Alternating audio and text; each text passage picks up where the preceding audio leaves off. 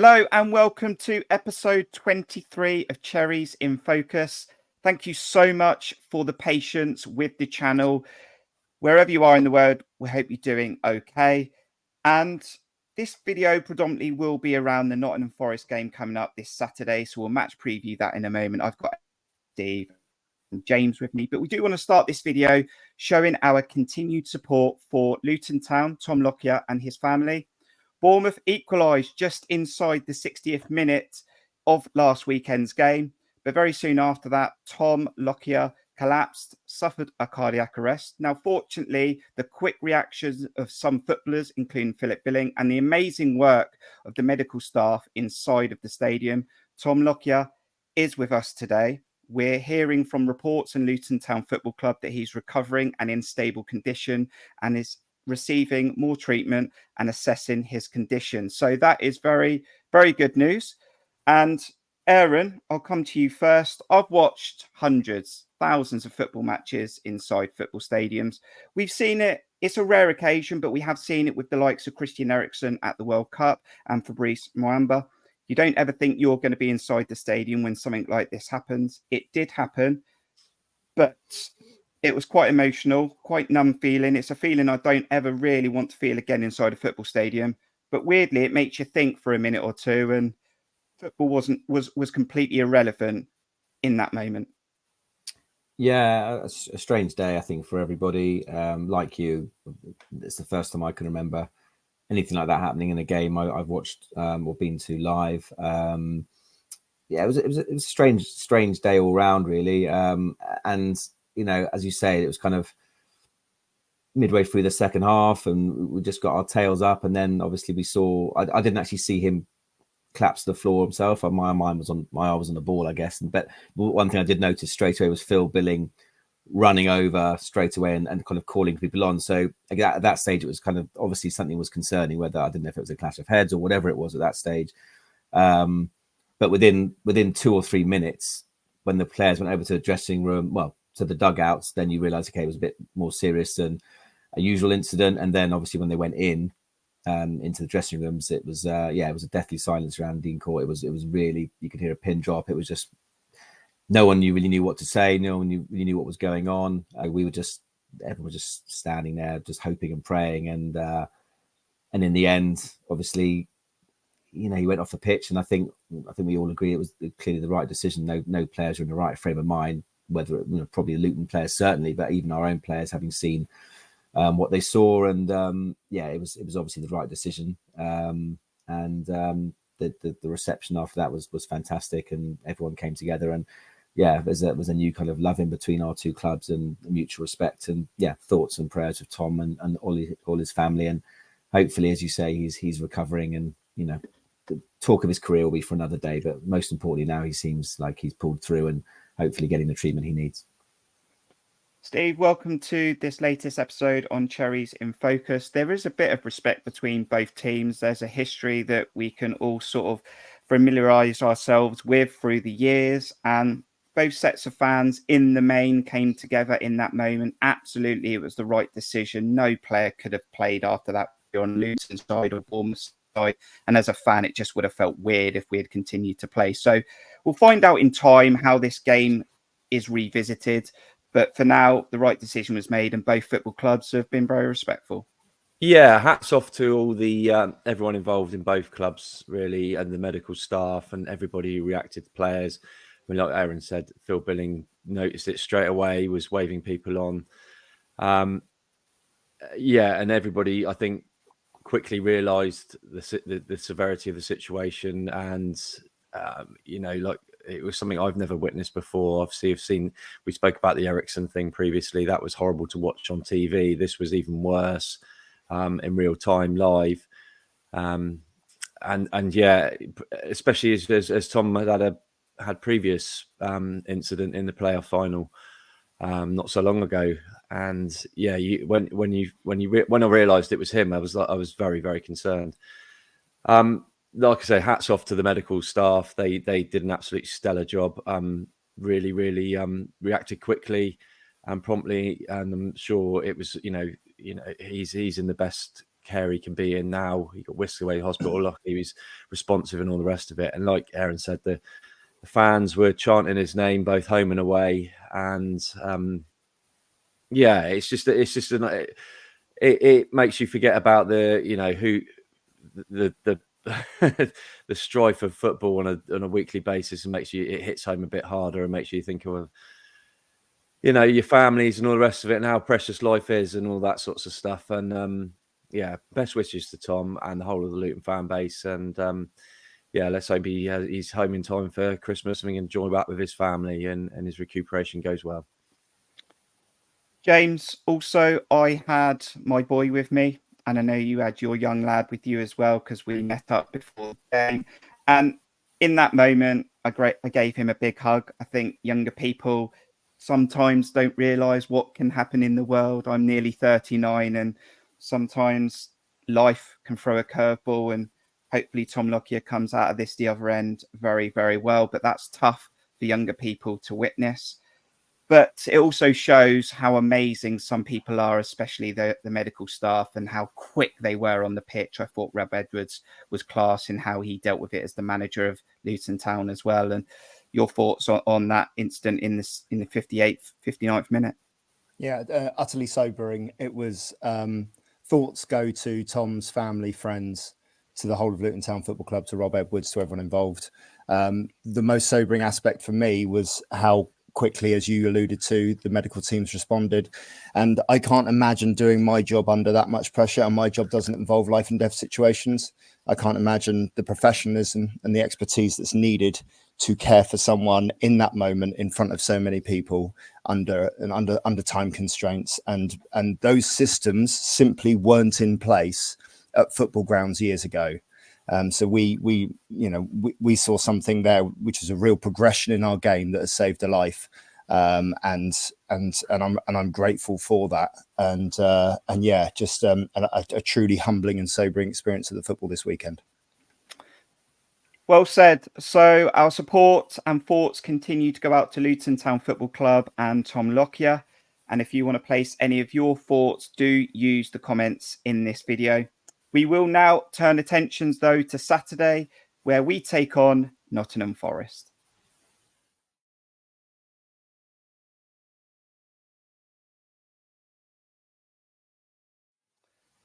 So this Saturday, we are on the road, our final game before Christmas at the City Ground to take on Nottingham Forest. And guys, notoriously of late, a good stadium for us to play in. We've had some good wins there in the Championship and the Premier League. We're unbeaten in 2 Premier League fixtures against Nottingham Forest, James. They're not in great form. Steve Cooper potentially is under a little bit of pressure. The Nottingham fans look like they're deflated a little bit. It's going to be a big ask for Andoni Iraola this week to try and lift our players for obvious reasons in what we've just spoken about. But it's a good fixture in the Premier League to attack this weekend. It could be, yeah. It could be a good fixture. It's a good place for us to go. I remember Kevin Bond going there and getting a draw once upon a time. I don't think AFC Bournemouth have ever scored 4 consecutive away wins. That may well be a stat, and there may well be a record for Iraola to break this weekend. Both teams have conceded 8 goals apiece from set pieces. So if you're a betting man, that's the highest in the Premier League for both teams. If you're a betting man, put a couple of quid on teams conceding or scoring from set pieces. Solanke has been involved in 3 goals at the City Ground. Have a bet on Solanke winning if you're a betting man. But most importantly, Nottingham Forest have never scored in 90 plus minutes this season. So from beyond 90 minutes to injury time, they haven't scored. They ain't scoring any last minute winners. It may well be a Solanke penalty 90 plus 2 this weekend. I'll give my prediction later on. But I'm excited because I'm excited for this fixture. I do think Forest are gettable at. I do think we're in a good run of form. And I do think that we'll probably break some records this weekend.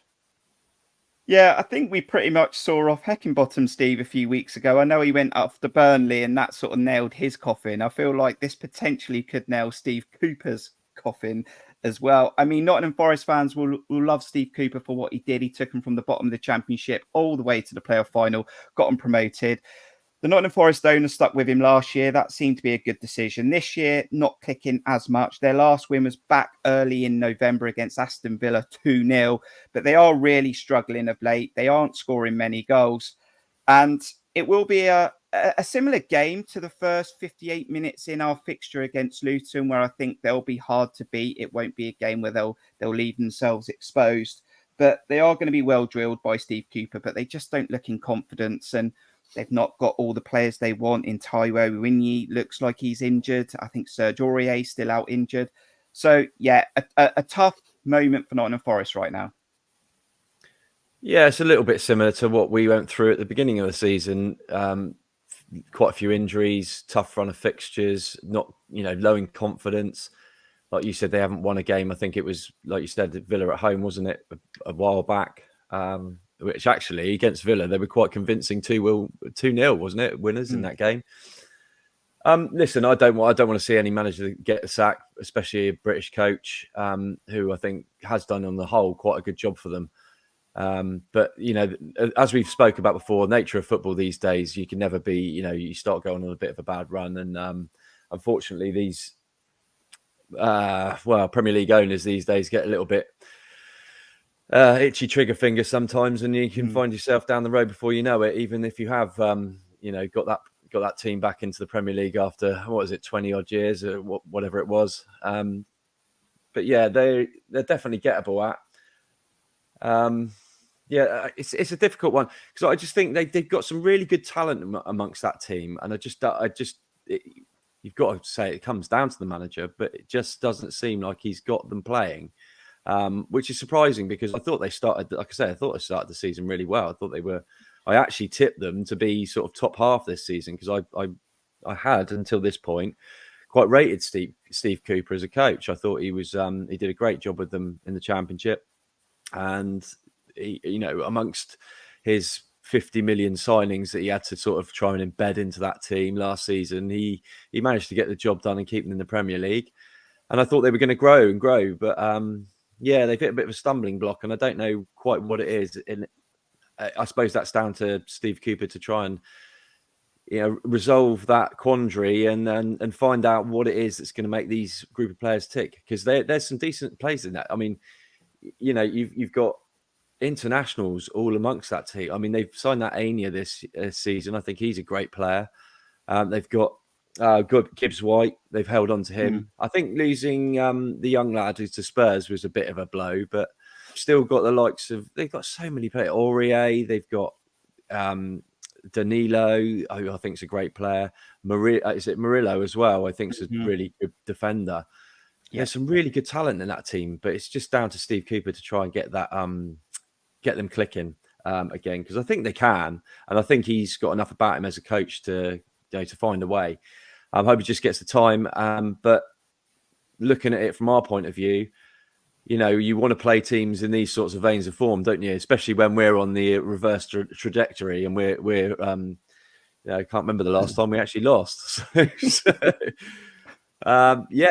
We always seem to do well at the City ground. So I unfortunately going to miss this one, which is a bit of a bummer, but because I've enjoyed a couple of good days out there in the last few years. But I personally think it'll be tough, but I think we should have enough. And I think the fact that we've got the momentum and they've got they're on a bit of a downward spiral, I think is it just plays into our hands and should make this. I'm putting it down as a Bournemouth win, and that's how confident I am at the moment. We'll have to see what the score prediction is later on in the video. But Aaron, they are sliding down the league just outside the relegation zone. Last week, Friday Night Football, they lost at home 2-0 to Tottenham. They did have a goal disallowed. I think Alanga was offside. But Tottenham are finding wins again. They probably fancied themselves against a Tottenham side riddled with injuries. But it was 2-0. And they go into another game. I mean, they'll probably fancy themselves at home again to try and get the job done. As Steve and James have spoken about, we should go into this game confidence with the form we're in and the way we are generally playing. But this has to be sort of all your eggs in one basket for me, Aaron. They need to get a result this weekend for them. Yeah, they definitely need a result. I think, like Steve, I'm very surprised with that they're struggling. They are now the team. If any one of the bottom promoted 3 teams can catch, they're looking like the most likely. And yeah, they did start the season pretty well, and I thought they've got a really good, young, vibrant team. Their home record last season pretty much kept them up quite comfortably, and that's where they've struggled this season to some extent. If they're not going to make City Ground a fortress like they did last year, that they really are going to struggle. They're not great on the road. I think the likes of Gibbs White, as Steve mentioned, I think he's a hell of a talent. Danilo, and they got players all over the pitch. Alanga is a real threat on the wing. I think they really are missing Awayini or Ayowini, whatever we want to say it. Don't forget they still got Harriata. They're missing Awayini because I think he was scoring for fun earlier in the season. He was on a great streak, so they're missing him. Origi they got, who doesn't seem to be hitting kind of the heights he sometimes reached at Liverpool. So they're missing that kind of central striker. And as far as I know, Awayini stood out for our game, which is a boost. And they're struggling for goals. I'm also a big fan of Steve Cooper, but something's not right there. That the fans still absolutely love him. It's very difficult for a board to sack a manager when you're constantly singing his name. But yeah, for more intents and purposes, the board are running out of patience with him. And I think much of the fans do like him. I think a loss to us this weekend, I think, could well spell the end for him. Again, it's like little old Bournemouth. How can we do to little old Bournemouth? That's what chairmen seem to think. It wouldn't be massive shock if we were to win, but I think the powers that be there might see that as the kind of, as you said, the last nail in his chance. So hopefully, not obviously don't want to see him get sacked, but hopefully that is the case, and we do beat him and put him under pressure. I was a bit worried that he might lose his job this week, which obviously is not happening because you wouldn't want to see that new manager bounce. So, but yeah, confident. I think it'll be a high scoring game. I think it'll be tough. I think I watched that Spurs game. Again, I'm not one for XG like John, who's not here, but their XG was probably much higher than their goal output. So they probably are creating chances, not scoring them. So we've got to be careful. They are a threat. I think the first 25 minutes of the game, 25 minutes is always going to be critical. Silence their crowd, then give them a good start. And I know we're not discussing the Luton game, but for what it's worth, we need to be a lot better than we were in that first 45 minutes because we were pretty poor. So hopefully we got that out of our system in a weird way, because after the Lord Mayor's show of Old Trafford, I had a horrible feeling that might be the case. And as we've spoken about, that Luton game is null and void, but hopefully that performance is gone. Yeah, I will come back to that in a bit, just about how we attack this fixture. But James, those players that Aaron's mentioned, Awinyi, he's definitely out. I've definitely checked that. So he's out with a groin injury. Anthony Elanga is trying his best for Nottingham Forest, previously signed from Manchester United. And Morgan Gibbs-White is a player that I've seen live when he was in the Sheffield United shirt. I think he's a real talent. But if you do want to check out some of the Nottingham Forest timeline, they're not exactly singing his praises at the moment. He has got all the talent, but for some reason he hasn't got his shooting boots. The assists are not quite there either. And when you are missing Brennan Johnson because he's now a Tottenham player, you are going to struggle if you haven't got players like Morgan Gibbs-White turning up week in, week out. When it's not clicking, it's not clicking, and there's very little you can do about it other than just give it time, sadly, as we discovered at the beginning of this season. Nottingham Forest haven't won without Awinyi this season. They've drawn 3 and lost 4, and they also average less than a goal a game without him. This is the reason why strikers cost so much money, because strikers score goals and they win you fixtures. This is all looking very, very rosy, very, very positive. But however, it is Christmas. It is the time of miracles. Forest could do one over on us. We don't know. This is the trapdoor that we fall into. Like Aaron alludes to the Lord Mayor's show after Manchester United and after such a great performance up there. We're due a slip up, but I don't think it's going to happen this weekend. I think what we're getting this season, because I was looking at these fixtures throughout December and thinking this is the run we could go on. When things weren't so rosy for us, I was thinking December could be the month where we start to claw our way out of it, because we had a good little run of fixtures in there. And we're in the middle of that now. And I just got a feeling that the fixtures, what they weren't doing for us last season is the fixtures weren't falling at the right time. We were playing teams at the wrong time. this season we seem like the Man United. That was the best time to play Man United, when they're a bit giddy after their Chelsea win, which wasn't that good. And it's a good time. I think this is the best time to play Forest. And I can't see anything other than us coming away with points, plural.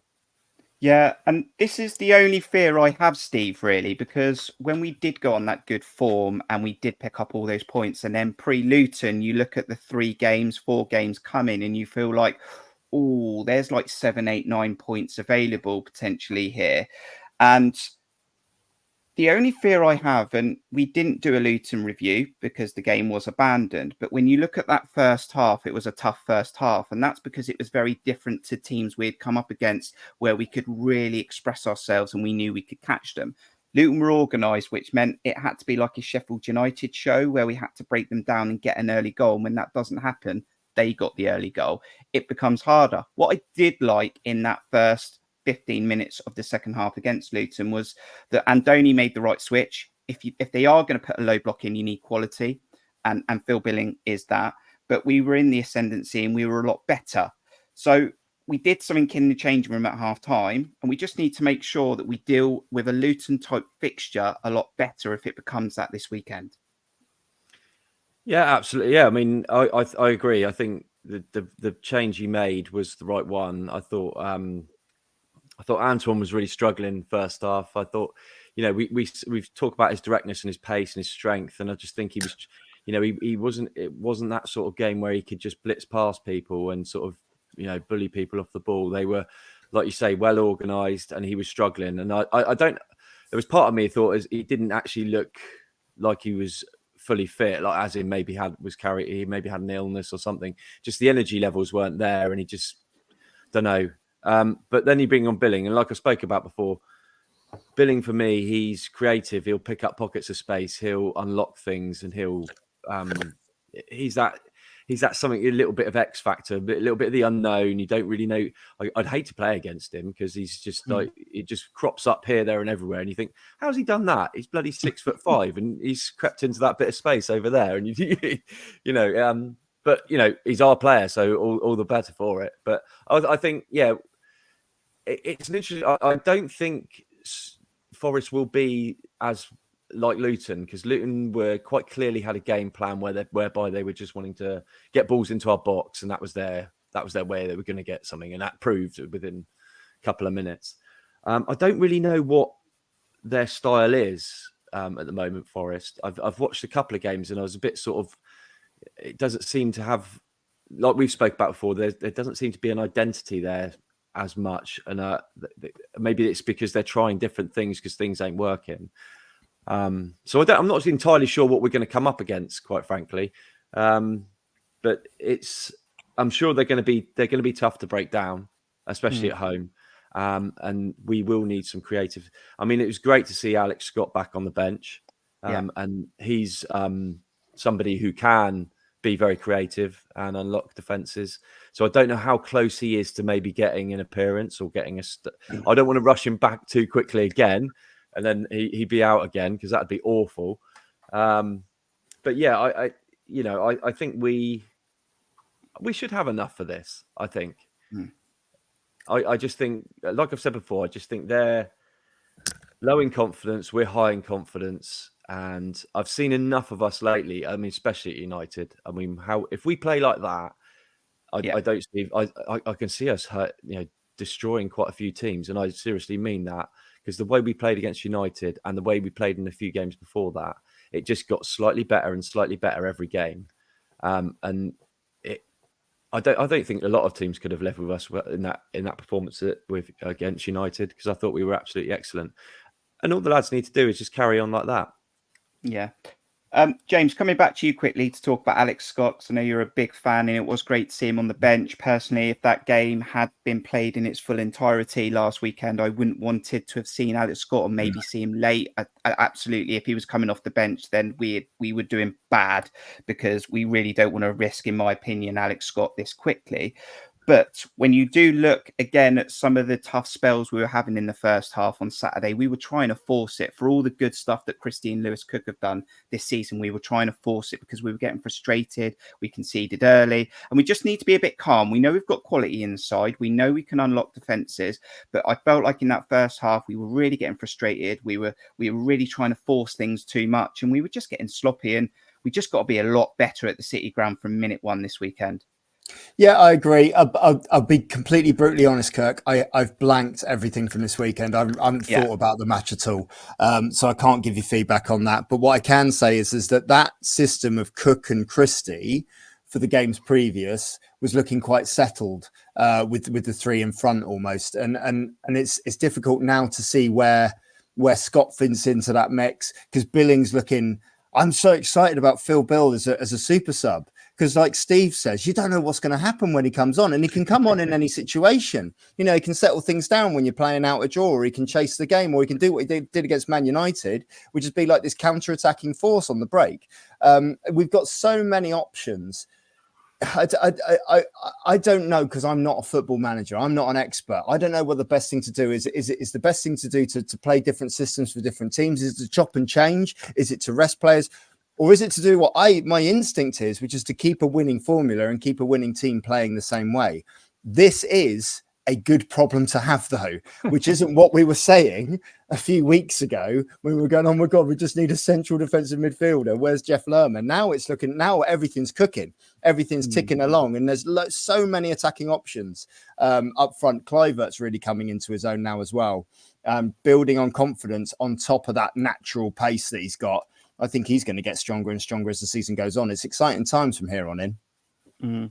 That is going to be the big decision, Aaron, for Andoni Iraola at the weekend, because of late, it has been the theme of keeping the winning formula with minor adjustments here or there. But I'm starting to see a team now that can pick off pockets and really attack football teams. And I can see players in the squad on the bench that are really creative, like David Brooks, and unlock defences. And like Steve said, if you're not really sure what Nottingham Forest are, that's a really hard task for Andoni and the team this weekend. So what are you expecting? What would you do? Because Philip Billing has got an assist at Crystal Palace. He has made a difference when he's come off the bench, scored at Old Trafford. He probably is really asking for a start again now. Yeah, it is tricky. And I think, I agree with James. I wouldn't change the Cook-Christie dynamic, certainly. But then the argument is for maybe Alex Scott to, you kind of got Kluivert, Scott and Billing going for that number 10 role, because I think all three of them can play it, albeit against different types of teams. We're not going to be playing a team who's set up like Luton very often. There's probably not many at all, because even Burnley actually come out a bit more and try and attack. So it's the way we've been playing recently, and the way our system works is against teams who come out a bit, and most teams in the Premier League will. So we won't have that conundrum that often. And I think Forest, I think Steve mentioned earlier, Forest, although they do also play five at the back, if I'm not mistaken, they kind of, the onus is going to be on them at home to attack Bournemouth and beat Bournemouth. So they're not going to be sitting back and too much, in my opinion. And certainly if we get an early goal, that will be even more of the case. So I expect, in all honesty, that will be unchanged again, unless obviously, assuming everyone's fine and not got a knock or ill. I assume it'll be the same.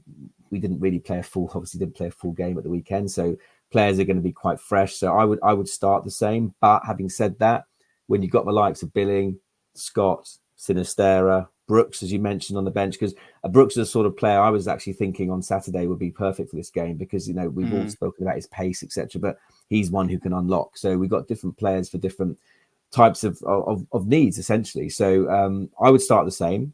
And again, I think what we've seen now is we don't have to panic if things aren't quite working out. We can make changes from the bench accordingly. We've got so many different options now, attacking wise, and play it as we see it. And games 90 minutes, and if things aren't quite working out in the first half on Saturday against Forest, then we got options to change it around. So I would expect to see the same. The only change could be Billing for Kluivert potentially. And if he can score the goal he scored last year at City Ground, I'll be more than happy. But yeah, I think, look, and as you said, great to see Scott back. I love it. I was so excited by him. Whether again, it's an impact injury, so rushing him back isn't worrying me. It's not a muscular injury, so I wouldn't, again, for the reasons I've said, I wouldn't put him straight back in, but he could easily come straight back in for me. And Steve, we might have some opposition fans checking out this video. Should they be worried about Mr. Dom Solanke, who is in incredible form in front of goal? He's a great player for us. Some people are talking about potentially him stepping up for England. I don't want Gareth Southgate anywhere near Dom Solanke. I've said that before. But this is a guy who is absolutely crucial for us. Some Bournemouth fans are worried that clubs might come in for him in January. I'm not worried. He's on a new deal. I think Dom's absolutely fine now. Dom is going to have aspirations for his future. That is absolutely fine. No problem. Dom's going nowhere this season. And if he keeps kicking on, he's going to have some decent numbers when we finish the season. Yeah, and even if he doesn't play there, you ought to be wary of Kiefer Moore, because I think he's had a goal against Forest, if I can remember rightly. He has. No, Dom's doing brilliant this season, and it's great to see he's really flourishing under Andoni's new system. He's clipped his last year's tally quite quickly this season. He's done it within a couple of months. I think he's on 9. Is it 9 he's on now? 8. Already? 8 because is it it? doesn't count from the weekend. Of course it doesn't. Yep. Yeah. But and he just looks again full of confidence. He's starting to get rid of those sort of little those things that we used to niggle about, where it's like, come on, Dom, pull the trigger, and he'd take an extra touch and kind of go, come on. And a confident Dom, when he's in front of goal, he'll have a snapshot. He'll first time finish, like against Man United. I mean, he's real busy live wire in the box like he did. Sorry, bring up Luton again, but the goal he scored was hustle and bustle in the box, gets his shot away. Brentford, great finish. These are the sorts of finishes he wasn't really coming up with last season because he was doing so much work dropping deep. Now, talk about them being worried about Dom. They should be worried about Billings had a goal against them, from 30 odd yards. We talked a couple of months ago, like James said, we had scratching our heads going, we need this, we need that. Now we're going, who do we leave out? It's mental. Like we've just said, three guys really, really got a great shout for that number 10 role. I think Justin Cliver, quite frankly, I didn't realise. I was a bit dubious about him when he came in because he'd been a bit of a journeyman, hadn't really settled anywhere, been on loan after loan after loan. And I didn't really see much from him in the first sort of few games. Now I'm starting to see in this 10 role what he can do. I love the way he drops in between the lines, picks up pockets of space, turns with the ball, drives and uses his pace. Like James said, he has got a great turn of pace. He's a danger. Billing comes in off the bench or whatever, and he's playing beautiful little chip balls and we're getting headers at the back post. I still think that's part of the season for me. That Billing Crystal Palace little cross, it's so underrated. It's just so nice to have these sorts of problems, isn't it? And like we say, a couple of months ago, we were sitting there going, we need other players. But what Andoni's done, and like I said before, he needed to find he needed to find the answer to the problem. That he's had with the injuries and whatnot. So we've got Christie now playing alongside Lewis Kirk, which seems to be a marriage made in heaven. You've never seen anything like it since the days of, I don't know, it's like two terriers just everywhere on the pitch. Yeah, it's like Harry Arter and, I don't know, someone else. Harry Arter. Harry Arter and Harry Arter. Just Brian McGorry and Peter Shearer. Wow. Oh. There we go. Wow. Well, you can chuck Sean O'Driscoll in there, whatever. It's but like I say, hats off to Andoni. He's found the answers to these problems. Adam Smith looks like an absolutely rejuvenated player. So as much as I think Forest need to be worried about Dom Solanke, I think we've got threats from all over the pitch. We're not even mentioning the likes of Sinistera coming on, which he has done and caused problems.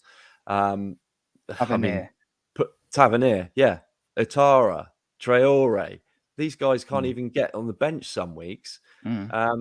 So, well, when Scott comes back, I really I'm really stuck with what he does there, because I think Scott is absolutely.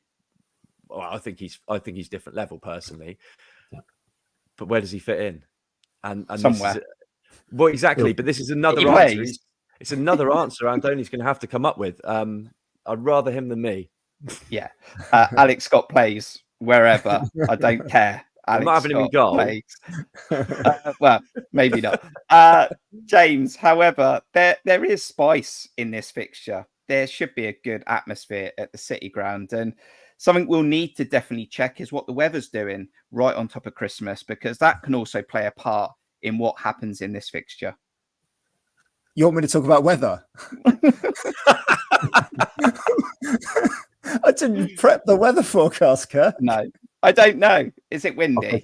There's the tabloids are doing their usual round of like ice blasts set to hit the UK. Is there any chance of storm damage to their stadium? That's what we're worried about. On a serious note, I can confirm, looking at Nottingham, there is gale force winds on Saturday, 45 miles per hour gale force winds at City Ground. Wouldn't that be absolutely ironic if the game got called off because of storm damage to their stadium? Oh, really hope not. Genuinely, though, Nottingham Forest fans, thank you for checking out this video. We do appreciate it. James, there should be a good atmosphere inside the stadium. No, it's a Premier League game. It's just on top of Christmas, and there's spice between the football teams. There is spice between the football teams, and it's always an entertaining fixture. It's an interesting fixture. It's an interesting time of year to play fixtures because they all get congested and everything sort of comes together at Christmas. I'm excited for it, and this is the exciting thing. As we're sat here chatting about it, we're talking about exciting players. We're talking about Dom Solanke looking like a striker for the first time in 6 seasons because he's actually getting service, because he's playing in a system under a manager who wants to create chances, who wants to create an exciting brand of football, who wants to create a brand of football that you want to pay money for a ticket to go and see for once. Do you know what I mean? And that's the first time that's happened in what feels like pre the days of the guy who will be building a statue for in 20 years time. It feels like something even beyond that, because the possibilities, they're not endless, but there are possibilities for this club to go beyond every season, turning up in the Premier League and hoping that we just get 16th. Definitely. Thank you for everyone who supports the channel. We're going to let you know how we've done in 2023. So do hit the notification bell, but you can support Cherries Red Army at buymeacoffee.com/Cherries Red Army. Details in the description below. If you already do that, thank you so much. But do subscribe to our channel. We are on our way to 2,000. And do hit the like button on this video, because it's the time in this podcast and this preview episode 23 where I'm going to ask the guys what they think the score prediction will be between Nottingham Forest and AFC Bournemouth.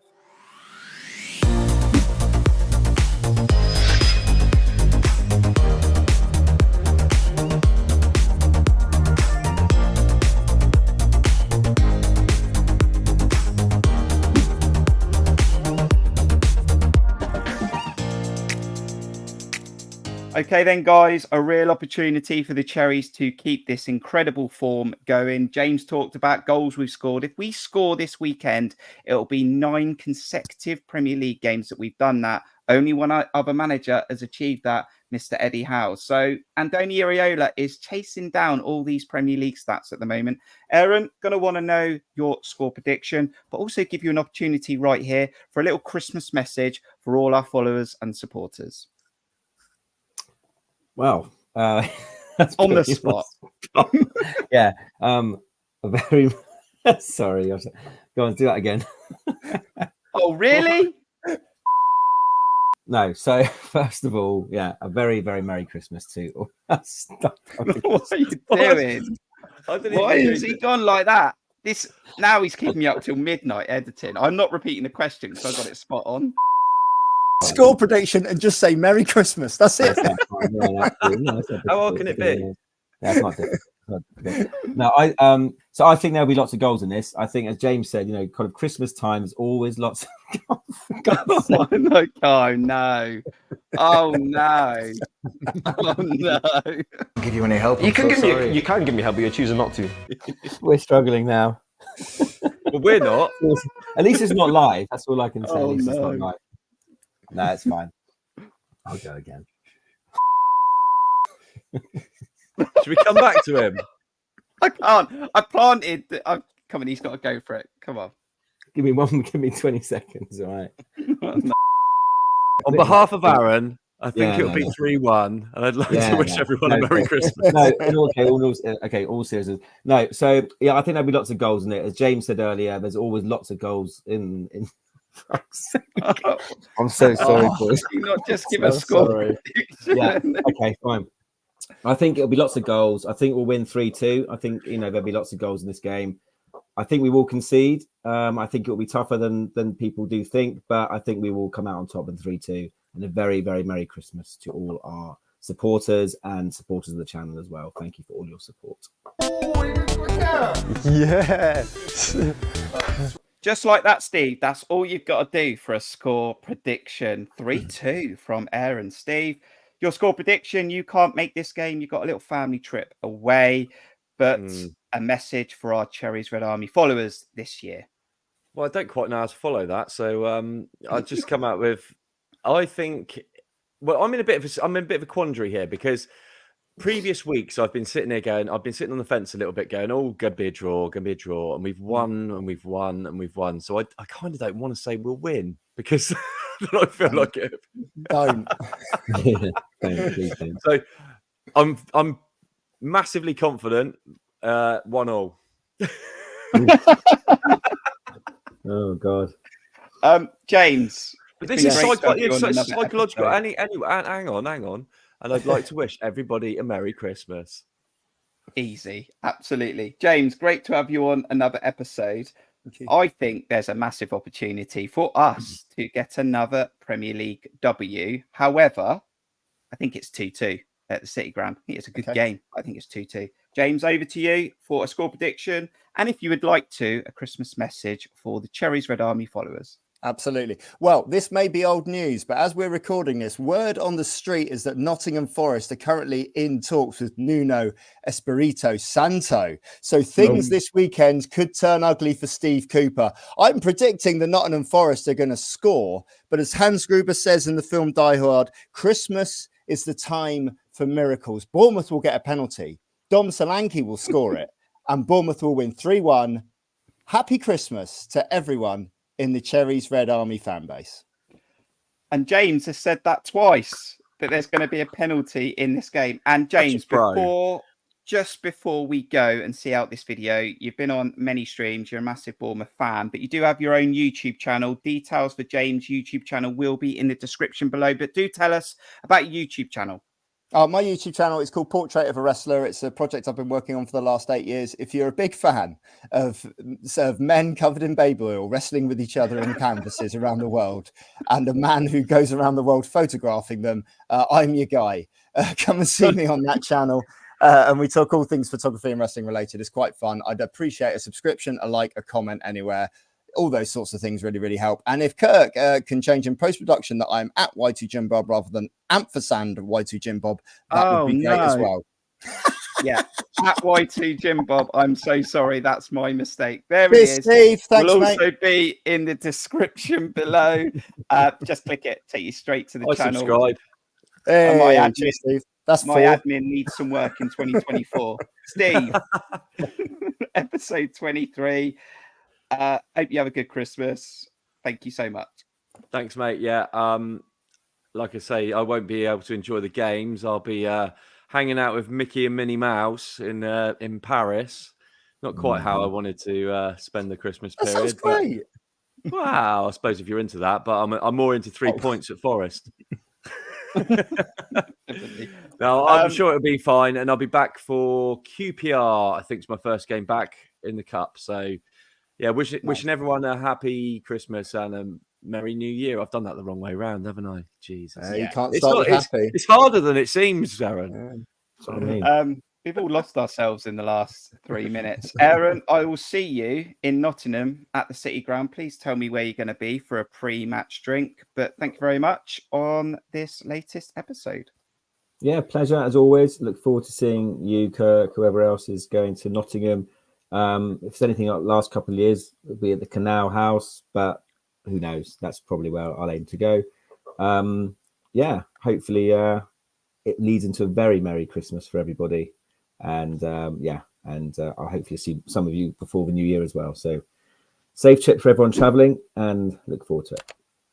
Thank you to the fans for checking out this video, whether you're Nottingham Forest or Bournemouth. It's a big game this weekend. Who knows if Steve Cooper's even in the dugout, because news is breaking as we speak. Maybe, maybe not. But a big chance for the Cherries to continue the good form and hopefully get another win or a point before Christmas. And then we come back after Boxing Day for Cherries in Focus, episode 24, where we react to the Nottingham Forest result and Fulham as well.